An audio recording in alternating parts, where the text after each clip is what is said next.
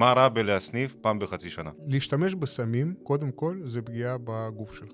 איך שלא תסתכל על זה. זה משאיר את התופעות שלו, אוקיי? העניין פה יותר עמוק. העניין שיש לך גישה לסם. אתה בתוך זה, ואם אתה השתמשת פעם בחצי שנה, יש לך סיכוי מאוד טוב שאתה תשתמש בו גם פעם בשבוע. ואחר כך פעמיים בשבוע, אחר כך כל יום. תשאל אנשים שמשתמשים היום בסמים כל יום, ותשאל האם השימוש שלהם מתחיל מכל יום. 95% מהאנשים יגידו שהם השתמשו פעם אחת, אחר כך הם לא נגעו בזה, אחר כך עוד פעם אחת, אבל הם זכרו, הגוף שלהם והתודעה שלהם, הם זכרו את התחושה הזאת. אז התמכרות זה צרכים של מצבים רגשיים. שימוש שהוא פעם בחצי שנה, זה יותר צרכים, בוא נגיד ככה, קוראים לזה שימוש חברתי יותר. אז שם יכול להיות אתה שולט עדיין במצב, שפתאום אתה השתמשת, אבל מחר אתה תהיה במצב תודעתי אחר, אז יש לך את הפתח הזה לעולם של השימוש.